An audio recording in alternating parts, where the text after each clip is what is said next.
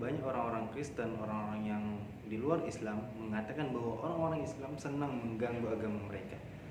Tapi apakah itu tujuan kita sebagai muslim membahas apa yang berhubungan dengan Nabi Isa atau Yesus Kristus dalam ajaran mereka? Tentu tidak. Mari sama-sama kita bahas di Barnabas. Nah, di beberapa video saya banyak saudara-saudara kita dari luar Islam menyerang karena banyak dari video-video saya yang menjelaskan tentang fakta-fakta di balik ketuhanan Yesus ataupun di balik sosok Yesus itu sendiri. Pertama, Yesus adalah seorang muslim.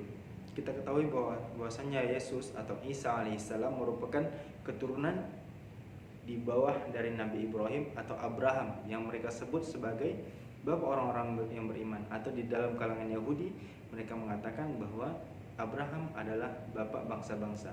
Sedangkan di dalam Islam kita meyakini bahwasanya Nabi Ibrahim adalah bapak para nabi.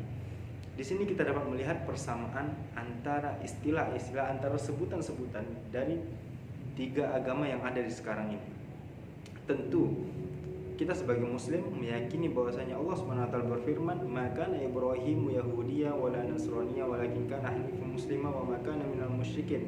Tidaklah Ibrahim itu Yahudi ataupun Nasrani, walakin kana hanifan muslima, akan tetapi dia ada hamba yang lurus, seorang muslimah wa ma kana minal musyrikin, dan dia tidaklah termasuk dari golongan orang-orang musyrik.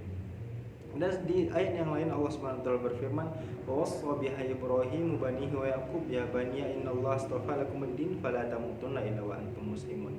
Wawassa biha Ibrahim, dan Ibrahim alaihissalam, Ibrahim bapak bangsa-bangsa ini, atau Abraham bapak orang-orang yang beriman ini, wawassa biha Ibrahim banihi, dan Ibrahim ini berwasiat kepada anak-anaknya dan ya kepada Yakub.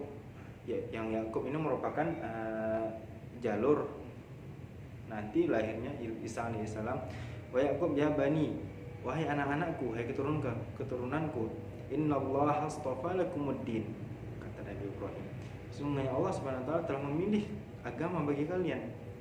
Fala tamutunna illa wa antum muslimun, dan janganlah kalian mati kecuali dalam keadaan muslim. Tentu ayat ini menjelaskan kepada kita bahwasanya Allah SWT telah memilihkan agama untuk Ibrahim dan anak-anak keturunannya, baik itu dari jalur Ishak maupun dari jalur Ismail, sebagai seorang muslim.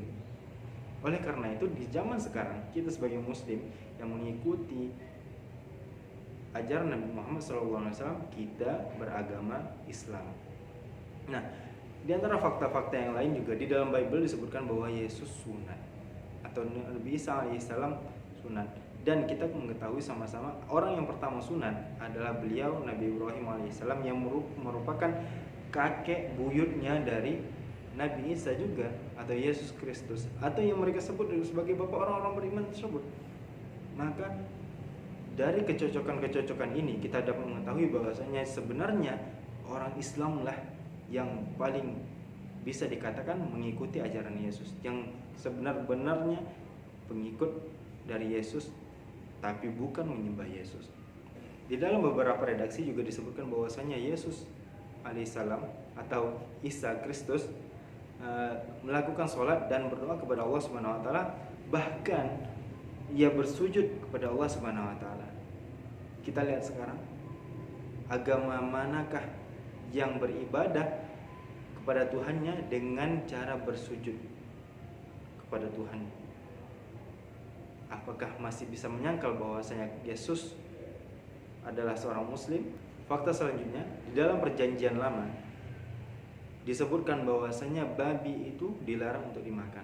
Babi itu diharamkan bagi orang-orang yang mengikuti atau yang memegang Perjanjian Lama itu sebagai kitab suci.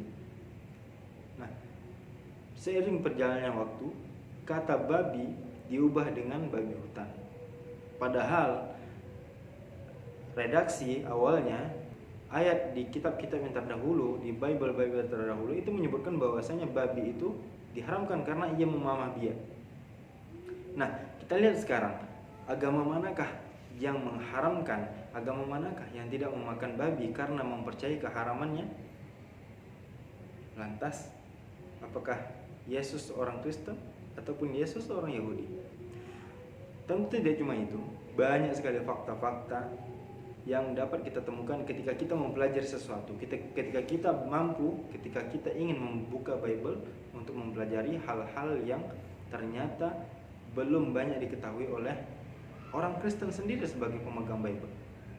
Mari sama-sama kita belajar, kita buka mata kita buka pikiran kita, buka telinga, buka hati kita untuk menerima apa yang benar, untuk menerima hidayah dari Allah Subhanahu wa taala agar apa? Agar apa yang kita lakukan di dunia ini, agar ibadah-ibadah yang kita laksanakan tidak sia-sia nantinya di akhirat, dan kita sebagai muslim berusaha untuk memperbaiki diri, bukan malah berserah diri karena ada penebusan dosa yang memang penebusan dosa itu masih diragukan kepastiannya.